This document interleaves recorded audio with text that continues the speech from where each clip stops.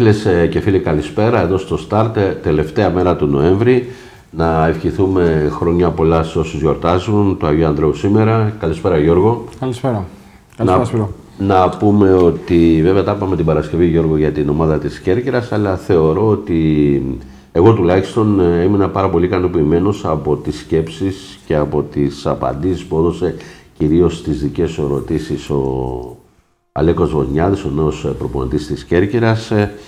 Θεωρώ ότι αυτό που τουλάχιστον με αυτά που ο καθένας μας ξέρει βλέπαμε, το εντόπισε από την αρχή. Εντόπισε ότι η ομάδα δεν γυρίζει έγκαιρα πίσω, ότι εκεί έχουμε πρόβλημα στη μεταφορά όταν χάνουμε την μπάλα κτλ.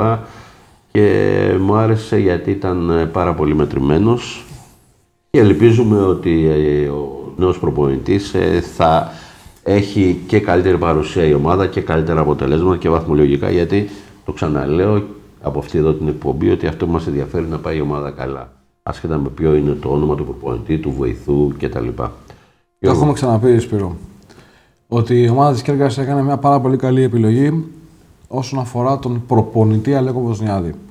Είναι πλέον από τους πιο έμπειρους της κατηγορίας. Είναι ο προπονητής που έχει συνηθίσει τα τελευταία χρόνια να πραγματοποιεί πορείες πρωταθλητισμού. Έχει συνηθίσει στις ομάδες που δουλεύει στο τέλος να πανηγυρίζει και αυτό είναι πάρα πολύ σημαντικό. Είναι κάτι που ισχύει, αλλά δυστυχώς για μας το κοβαλάει ακόμα και είναι μάχημος. Είναι στον Απόλλωνα Αθηνών για τον Μπάμπη τον Τενέ. Τα χνάρια του δηλαδή, έτσι. Ναι, όλοι λένε ότι ο Τενές το Μάιο πανηγυρίζει άνοδο. Ελπίζουμε αυτή τη φορά ή σφίγγει νοκάουτ η Λάρισα και σαν ανέβει και ο Απόλλωνας και η Κέρκυρα. Είναι ένα τέτοιου στυλ προπονητής ο Βοσνιάδης. Ξέρει πάρα πολύ καλά την κατηγορία, την έχει ζήσει, την έχει βιώσει και γνωρίζει τα θετικά και τα αρνητικά στοιχεία της. Είναι πάρα πολύ σημαντικό για την ομάδα να έχει ένα προπονητή που να γνωρίζει πού να πατά και πού να βρίσκεται. Είναι πάρα πολύ σημαντικό να εμπνέει εμπιστοσύνη στους ποδοσφαιριστές. Είναι πάρα πολύ σημαντικό να τον σέβονται οι ποδοσφαιριστές για τη λειτουργία γενικά της ομάδας. Και είναι πάρα πολύ σημαντικό να υπάρχει ένας σεβασμός από όλους. Ο Βοσνιάδης τα έχει αυτά τα στοιχεία και γνωρίζει ότι είναι σε μια ομάδα που έχει πάρα πολύ καλό έμψυχο δυναμικό, γνωρίζει ότι θα βοηθηθεί από τη διοίκηση τη χειμερινή μεταγραφική περίοδος. Ήδη έχουν ξεκινήσει κάποιες συζητήσεις με την ομάδα να προχωράει στο σχεδιασμό της, έχοντας στη λίστα της να αποκτήσει 2 επιθετικούς, ένα αμυντικό χαφ και ένα κεντρικό αμυντικό. Θα είναι οι 4 πρώτες μεταγραφές που θα γίνουν σε ένα μήνα ακριβώς. Άρα, ο Βοσνιάδης από τη στιγμή που πήρε τις κατάλληλες εγγυήσεις για τη μεταγραφική ενίσχυση, έχει τον τρόπο από εδώ και πέρα να κάνει μια σωστή διαχείριση του έμψυχου δυναμικού, έτσι ώστε να φτάσει η ομάδα όσο πιο ψηλά γίνεται με το τέλος του πρώτου γύρου και όταν ξεκινήσει η επίσημα η χειμερινή μεταγραφική περίοδος. Θεωρώ ότι γνωρίζει και πιστεύει μέσα του ότι η ομάδα δεν είναι στα καλύτερά της όσον αφορά τη φυσική κατάσταση, την ταχυδύναμη, τη δύναμη, το ρυθμό στο παιχνίδι της και τη διάρκεια στην απόδοσή της. Θεωρώ επίσης ότι έχει παρακολουθήσει την ομάδα, τα έχει εντοπίσει και αυτά και όπως είπε και ο ίδιος, πρέπει με rotation, δηλαδή με παιδιά που έρχονται από τον πάγκο, με παιδιά που δεν είχαν ξεκινήσει από την αρχή, να μπει σε μια διαδικασία, να μάθει καλύτερα και ο ίδιος το roster της ομάδας, κυρίως όχι τους πολύ γνωστούς ποδοσφαιριστές, για να μπορέσει να σχηματίσει την καλύτερη δυνατή εικόνα για το υλικό που έχει στα χέρια του. Το δεδομένο είναι ότι η ομάδα αυτή τη στιγμή, όσο αφορά το ψυχολογικό τομέα, είναι καλά. Και αυτό οφείλεται κυρίως όχι τόσο στη νίκη που πήρε στο παιχνίδι με τη Λαμία, αλλά κυρίως με τον τρόπο που ήρθε αυτή η νίκη, με μεγάλη ανατροπή. Το 0-2 έγινε 3-2. Αυτή η νίκη θα δώσει την κατάλληλη ψυχολογία, την κατάλληλη όθηση στους ποδοσφαιριστές, έτσι ώστε, δεν θα μιλήσω για το παιχνίδι Τετάρτη με το Λεβαδιακό, να πάνε την Κυριακή το απόγευμα, το βράδυ μάλλον 7 η ώρα, στη Λάρισα για να διεκδικήσουν θετικό αποτέλεσμα από την πρωτοπόρο ομάδα του πρωταθλήματος. Είναι πολύ σημαντικό παιχνίδι, γιατί αν η ομάδα πάρει αποτέλεσμα εκεί, θα αφήσει και τη Λάρισα στην ίδια βαθμολογική διαφορά και θα μπορέσουμε στη συνέχεια, έχοντας και τη Λάρισα στο δεύτερο γύρο στην έδρα μας, έχοντας και τα Τρίκαλα στο δεύτερο γύρο στην έδρα μας, λέω για τα Τρίκαλα που είναι δεύτερη στο βαθμολογικό πίνακα τώρα, να μπορέσει η ομάδα να βρει τον τρόπο να πάρει τους βαθμούς που χρειάζονται και απαιτούνται για να τοποθετήσει τις βάσεις επιστροφής. Είναι πολύ κρίσιμη η περίοδος αυτή που έρχεται. θεωρώ ότι είναι και μεταβατική από το ένα προπονητή στον άλλον, αλλά πλέον η ομάδα είναι σε καλά χέρια. Είναι σε έμπειρα χέρια. Σε έναν άνθρωπο που, το ξαναλέω, γνωρίζει απίστευτα καλά αυτή την κατηγορία με ό,τι αυτό συνεπάγεται. Λοιπόν, εγώ θα σταθώ στις δηλώσεις του σε 2-3 πράγματα που έχουν να κάνουν καθαρά με το αγωνιστικό κομμάτι και τον τρόπο λειτουργίας της ομάδας. Έχουμε πει και εσύ το έχεις πει από εδώ πολλές φορές, ότι βγαίνουν τα πλάγια μπακ και δεν γυρίζουν με τίποτα πίσω. Και αυτό κάνει μεγάλο κακό στην ομάδα, γιατί στις αντεπιθέσεις είμαστε πάρα πολύ ευάλωτοι. Έχουμε πει ότι τα αμυντικά χαφ θα πρέπει να υπάρχουν και δεν ξέρω αν πληροφορίες σου για το αμυντικό χαφ το να πάρει, θα πρέπει ουσιαστικά να κάνουν την περισσότερη δουλειά στην ομάδα και είναι και αυτοί οι οποίοι κρατάνε και δένουν την άμυνα με την επίθεση. Σπύρο, θα πάρει αμυντικό χαφ η ομάδα σίγουρα, σύμφωνα με το πλάνο του Βοσνίας, τις πληροφορίες που έχουμε δηλαδή. Αυτή τη στιγμή... και θα γυρίσει πίσω Ντουαλά από τη στιγμή που θέλει να πάρει 2 σεντερφόρ. Άρα καταλαβαίνεις τώρα πόσο θα ενισχυθεί η ομάδα στη μεσαία γραμμή αν θα γυρίσει ο Ντουαλά. Δεν θα παίξει ο Ντουαλά εξάρια, κόφτης, αμυντικό χαφ δηλαδή, θα παίξει οχτάρι. Με την πολύ καλή εκτελεστική δυνατότητα που έχει, είναι πάρα πολύ σημαντικό όταν θα φεύγουν τα πλάγια, ο Σουάνης, ο Κόντος ή όποιος άλλος είναι και έρχεται η μπάλα προς την αντίπαλη περιοχή, ο Ντουαλά θα είναι ήδη μέσα στην περιοχή μαζί με τα σεντερφόρ. Είπες όταν φεύγουν από τα πλάγια, αυτό που είπε ο Βοζνιάδης, ότι είπαμε στο ημίχρονο στα παιδιά να ανοίξουμε το παιχνίδι, να ανοίξουμε το γήπεδο. Γιατί αυτό που βλέπαμε και κάποιοι δεν τους άρεσε, αλλά είναι αλήθεια ότι δεν παίρναγε η μπάλα σωστά, δεν παίρναγε στα πλάγια, δεν μπορούσε να ανοίξει την αντίπαλη άμυνα. Είχε την κατοχή, γύριζε στην μπάλα γύρω-γύρω και δεν μπορούσε να τη βάλεις με τίποτα, να την περάσει στο πέναλτι. Και όταν έκανες την ψυχραιμία σου, γινόταν λόμπα. Και από εκεί και πέρα, ναι, έβλεπες ότι δεν μπορείς, μα δεν μπορεί μια ομάδα η οποία παίζει με 9 και 10 παίχτες κάτω από το κέντρο να την περάσει, να την τρυπήσει. Δεν γίνονται αυτά τα πράγματα. Παίζοντας με 2 αμυντικά χαφ, με 2 κεντρικούς αμυντικούς, να κλείνουν τα πλάγια μπακ, να κλείνουν τα χαφ, δεν υπάρχει αυτό. Δηλαδή, αυτό που είδαμε στο δεύτερο ημίχρονο, γιατί δημιούργησε και φάσεις η ομάδα, θα μου πεις, τα μάθανε σε 2 προπονήσεις. Όχι, δεν τα μάθανε. Ξέρουν τι σημαίνει να πρέπει να παίξουμε τα πλάγια, ξέρουν να παίξουμε. Δηλαδή, 5 πράγματα που θα πει ένας έμπειρος προπονητής και το πώς θα ανοίξει τον αντίπαλο. Υπάρχουν αυτοί οι ποδοσφαιριστές να επαγγελματίες. Δεν χρειάζονται δηλαδή 5-6 μήνες για να μάθουν. Ξέρεις πολύ καλά πόσο σημαντικό ρόλο παίζει το πινακάκι μέσα στα αποδυτήρια. Αυτά τα τοξάκια που βάζουν οι προπονητές μέσα στα αποδυτήρια, αν ο προπονητής έχει τον τρόπο τόσο στην προετοιμασία των αγώνων, το αγώνα μάλλον, όσο και κατά τη διάρκεια του αγώνα να το καταλάβουν οι ποδοσφαιριστές, γίνονται όλα πιο απλά. Ο Γκόμες και ο Διόγκο που λες για τους πλάγιους μπακ της ομάδας Κέρκυρας, το κάνανε αυτό και επί εποχής Γρηγορίου. Και ο Γκόμες ανέβαινε πάρα πολύ. Δεν είπαμε ότι δεν ανέβαιναν. Και ο Διόγκο. Το θέμα είναι ότι είναι απίθαρχοι. Γιατί ανεβαίνουν, ξεχνάνε να γυρίσουν. Αλλά μπορούν να γυρίσουν. Κοίταξε Γιώργο, σε αυτή την περίπτωση, είτε από τη μία πλευρά είτε από την άλλη, το πλάγιο χαφ, υποχρεωτικά το πρώτο πράγμα στο μυαλό του είναι ότι αν δεν περάσει μπάλα από τον Γκόμες, θα πρέπει να γυρίσει δεξί μπακ. Το άλλο το ίδιο ακριβώς από την άλλη. Ή κάποιο από τα 2 αμυντικά χαφ θα πρέπει να φύγει από τη μία ή από την άλλη να καλύψει. Αυτό έχει, κατά την άποψη μου, πολύ μεγάλη σημασία, γιατί φυσικά και θα βγει το δεξί μπακ, θα βγει και το αριστερό μπακ.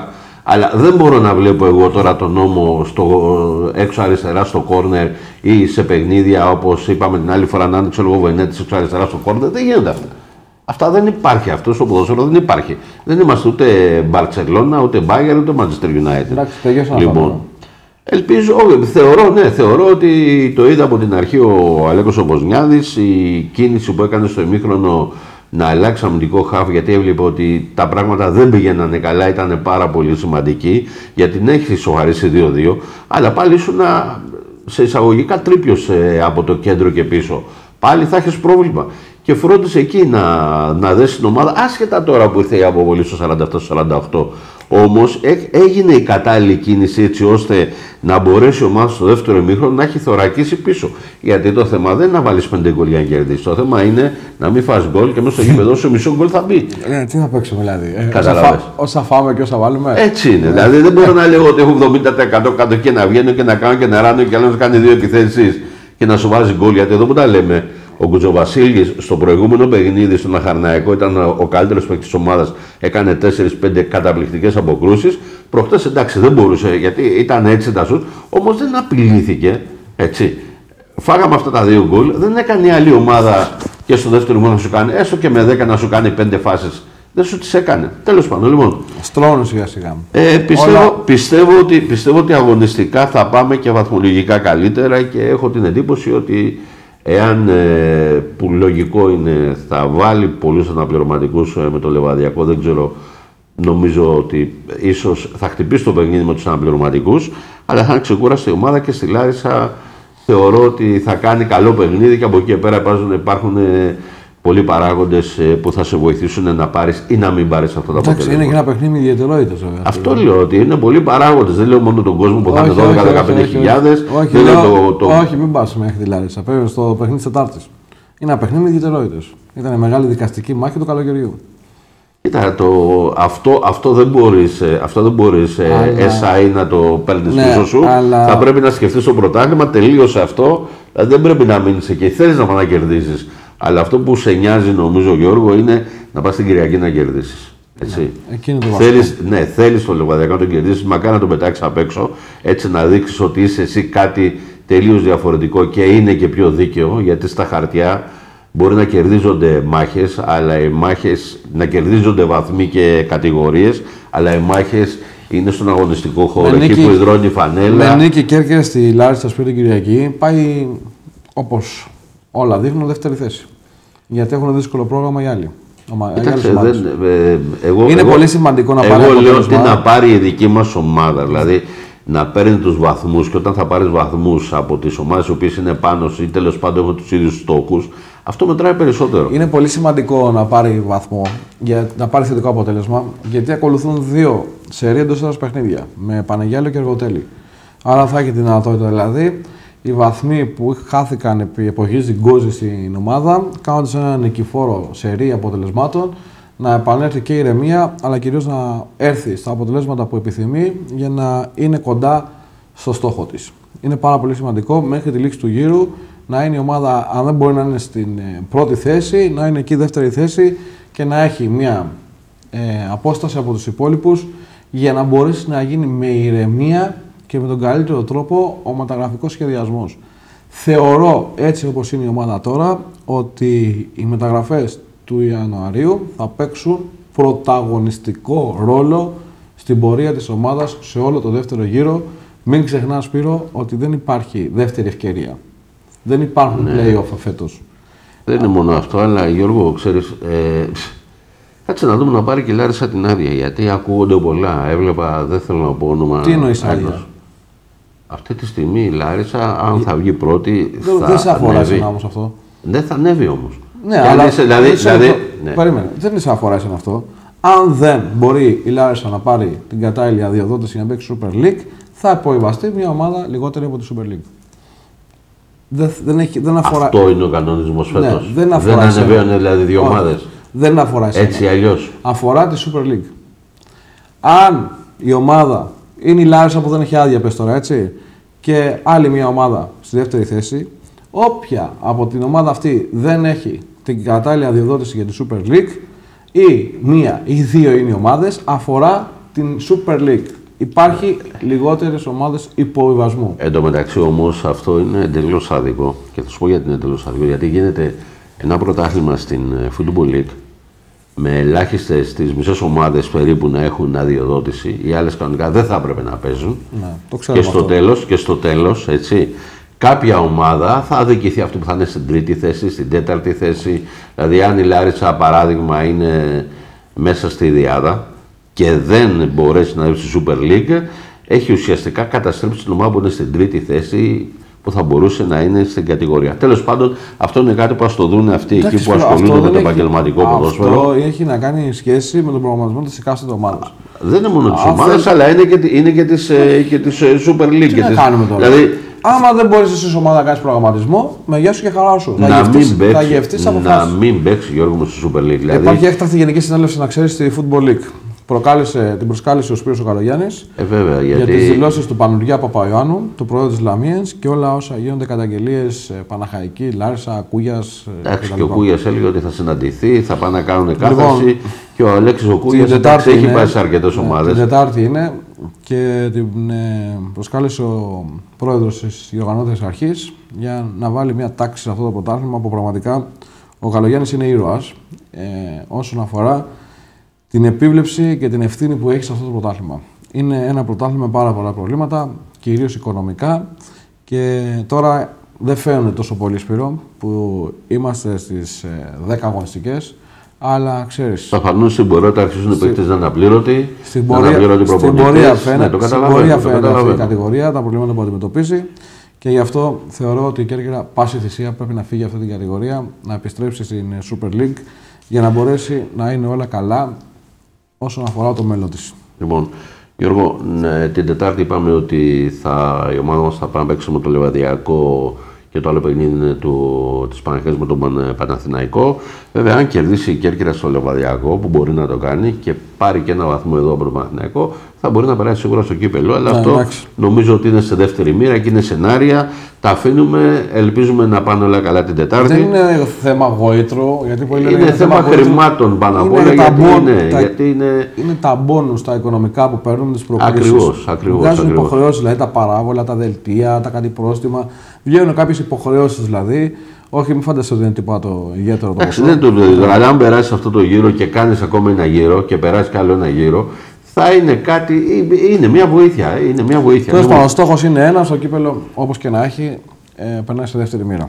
Λοιπόν, εγώ λέω να πάμε στα τοπικά πρωταθλήματα και να πούμε. Όχι, να μην πάμε στα τοπικά, θα πάμε να δούμε αποτελέσματα στη Football League. Αυτά που ήρθαν.